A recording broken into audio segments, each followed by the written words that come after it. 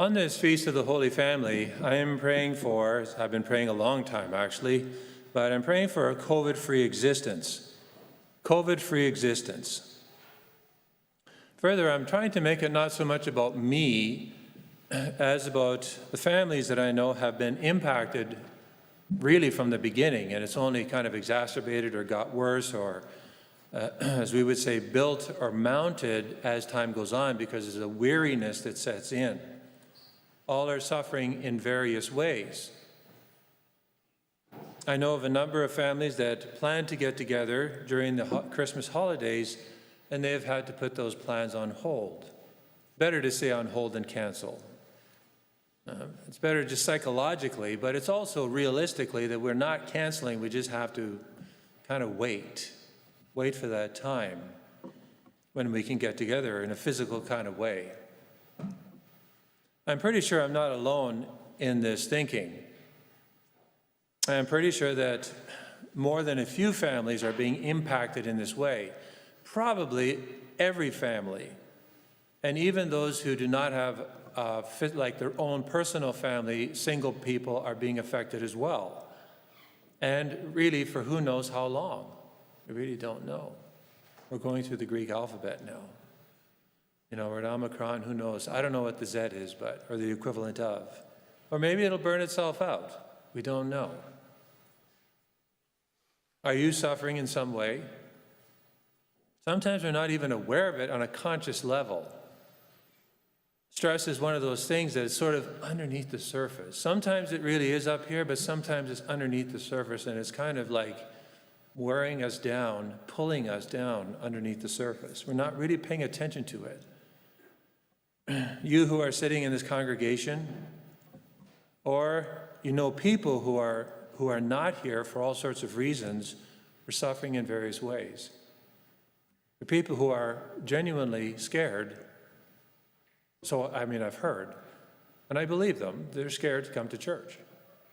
There are, of course, others who are not church-going people, and they're scared in their own ways about other things, all things COVID-related. It's important to ask in this context, is anxiety, concern, stress, outright fear, all we have in response to what we're dealing with? There are definite natural coping techniques that are offered by various professionals, and these can help to a degree, maybe even to a large degree. We should do all of them to the best of our abilities. I mean, three that I talk about all the time, and it doesn't, COVID or no COVID, these are important things anyways, but they take on, I think, an added importance for all of us during a time like COVID. Three simple things. These are from a natural point of view. Number one, get out and walk 3 times a week for 20 minutes. So 3 20-minute walks a week. It's actually good for cardiovascular conditioning, but it's just good to get out and walk briskly if you can. If you want to pray the rosary, it's a twofer, right? 2 things in one. So walk 20 minutes 3 times a week. It actually should be in a routine. Write it down, schedule it in. Number 2 is we need regular sleeping hours. And it's not just because I'm so-called disciplined. The science says this. The body, our makeup needs regularity. So we need to go to bed at the same time and get up at the same time for the most part. Our body system needs that. Staying up till 2 in the morning watching Netflix, and then, it's not a very good thing for health, overall health. So it needs regularity. And the other thing is, believe it or not, I could give a whole sermon on this, make your bed when you get out of it. It's really important, actually. I've referred to this in the past. One day I'll just give a sermon on make your bed. Very quickly after, if there's 2, you got to wait till the other one gets out of bed. But make your bed like before you leave. It's a really important thing for all sorts of reasons. So these are just 3 natural things, but is this all we have to navigate through the suffering we experience? They're important, but is this all we have? God speaks to us today about suffering and anxiety, stress, and facing the unknown, all things that we are dealing with in our own way. And they'll happen whether it's COVID or not. It's just taking on a kind of I would say, a constant importance because it's been almost 2 years now. We're going on 2 years. God offers us a key, not so much to eliminate suffering and anxiety, but to navigate through it. Because if we're trying to eliminate it or somehow forget it or stuff it down, it's just still there. It's just going to get worse. So we have to try and navigate through it. So what is this key, you might ask? What is this key? Let us listen to the gospel. I'm not going to repeat it, but I'm going to put it in my own kind of words, sort of to kind of recap it. Mary and Joseph lose their child not for 1, 2, or 3. Well, they actually lose him for 3 days, but it's totally 4 because they don't really know he's not there for that first day. They thought he was with the caravan, which was very natural in that society. So he's actually, you can count that 1 day, and then they go looking for him for 3 days. 4 days in total, he's not in their presence. Now, I don't have to talk about this very long, but if parents turn their backs for like 15 seconds and their children are gone, you're going to go insane. You're going to just freak out. You're going to be screaming their name, unless you can see them like in the distance. Well, you still scream their name for them to come back to you, but sometimes children seem to be out of your eyesight, out of earshot. We think of child trafficking, that's the worst fear. Somebody's got my kid, somebody's got my child. That maybe it's only happened in today's world. But it was also very common in Jesus' world. Children would be taken and sold into slavery, and there was no means of finding who had taken them or how they were taken. They didn't have the legal agencies that we now have that at least can look for a child who's taken. You would just be out of your mind with anxiety, with fear, with terror, filled with all sorts of stress. You would have to deal with it somehow. Otherwise you'd be there immobilized. So you'd have to deal with it somehow. The question is, how? I would suggest, or the gospel actually suggests, that we look at it. We pay attention to the gospel because it does offer us an insight or a key as to how to navigate through our suffering, anxiety, and fear. I'm going to go much broader, not the issue of losing your child, because that's a very unique thing, and God forbid that should happen to anybody. But, it happens to some people, but suffering, anxiety, stress happens to everybody. So I'm dealing with that rather than the specific issue of losing your child. There are 4 things that this episode, the gospel encounter, offers us if we sit back and reflect on it. The first thing is that when they notice that Jesus is not in their presence, it's what they don't do. They don't blame each other. And this can happen very, very easily and quickly and reflexively when you're under stress and something has happened. It's not a child missing in this case. That's a whole nother category. But just the normal things that cause stress. The blame can very easily be shot out of one's mouth because you're tired, you're stressed, you're fatigued, your capacity to resist pressure has been decreased. So they don't blame each other in a highly emotional, volcanic situation. They actually had 3 full days to do this. It can take 15 seconds for you and me. They have a full 3 days to start saying, why didn't you watch over him? They do not throw their fear, their suffering and anxiety at each other. That's the first thing from this encounter. The second thing is that they work together. They work together. This is conjugal love. See, when we say conjugal love, we don't hear that word in common usage anymore, but we typically think that means physical intimacy. That's what I think, that's the connotation, but it's much broader than that. Intimacy, physical intimacy is one aspect, application of it or manifestation of it, but conjugal means connuum from the Latin working together. It's like 2 yoked oxen that are working together like this rather than like this.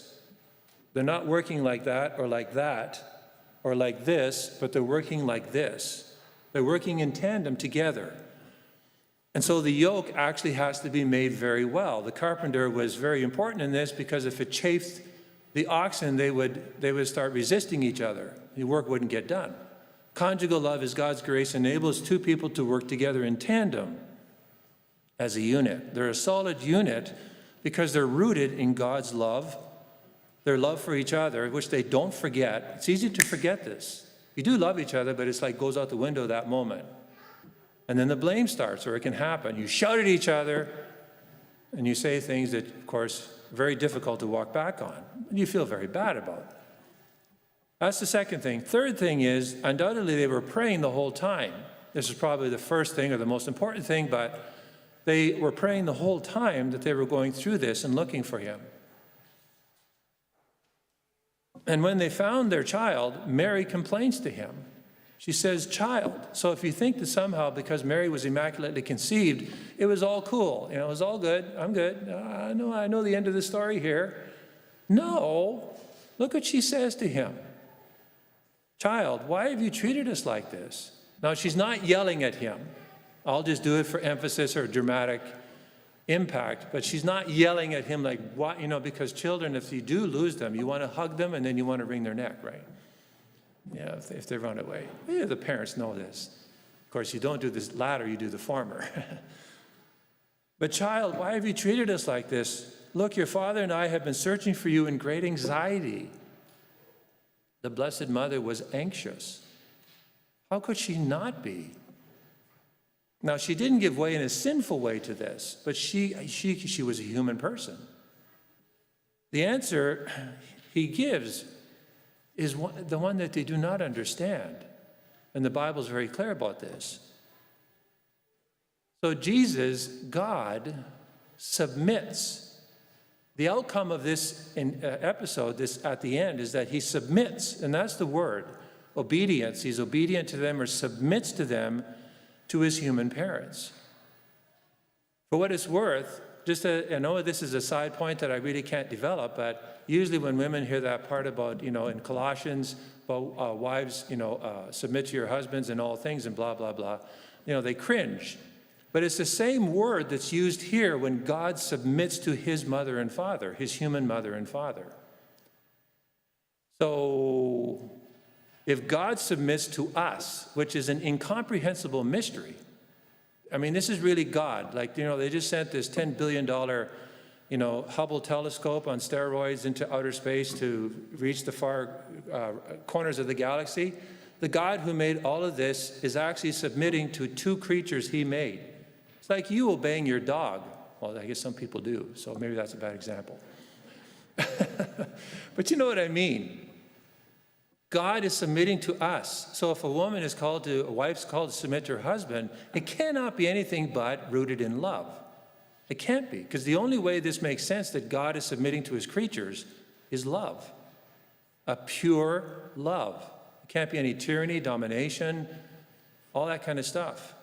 Anyways, that is a side point. It's a study unto itself, but we can't run away from that. It's a controversial thing. But most of our reaction is because of our sinfulness, not because of what the Word says. The Bible, I mean.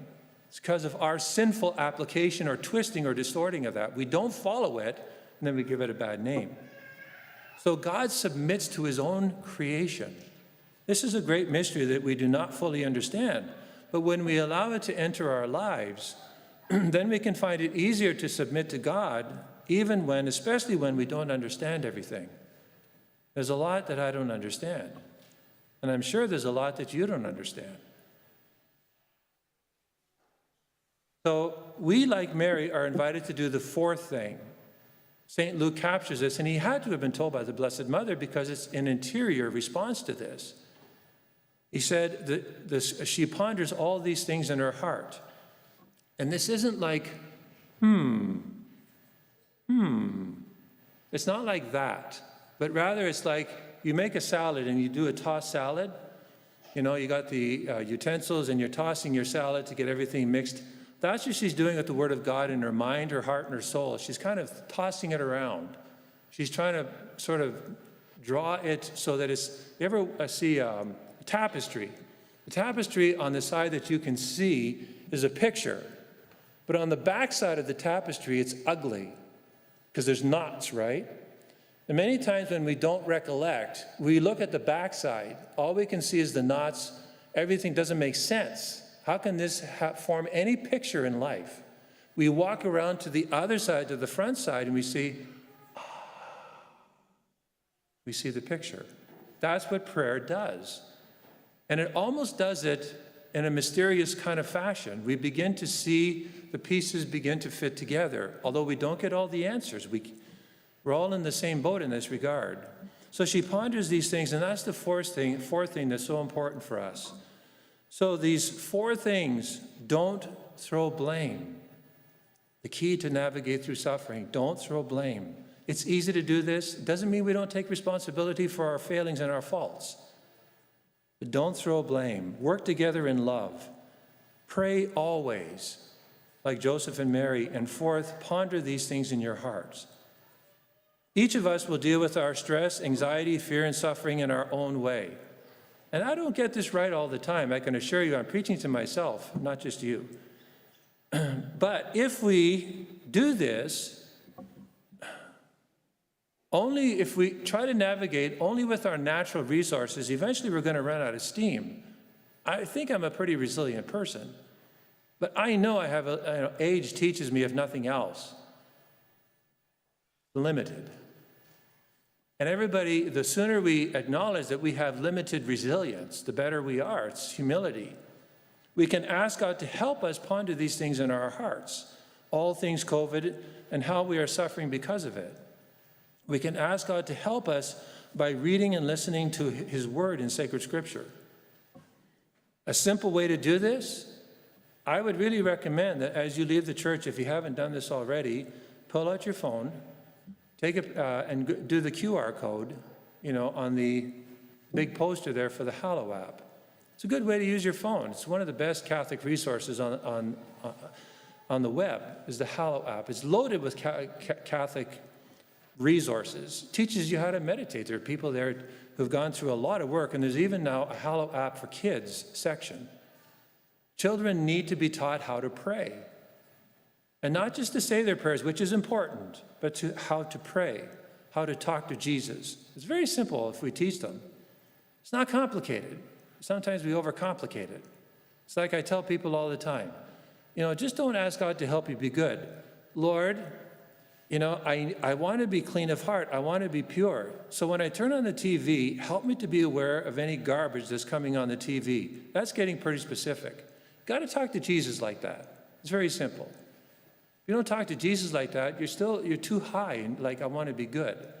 That's not good enough. I've learned that over the years. Children need to be taught to pray.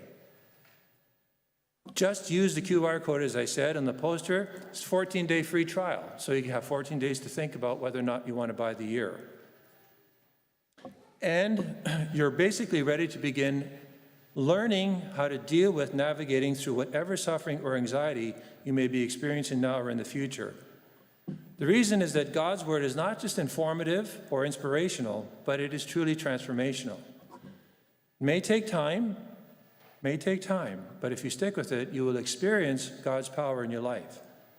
Remember, don't throw blame. Way too easy to do this. Work together in love. Pray always, and ponder these things in your heart. Experience the strength of a strong family life.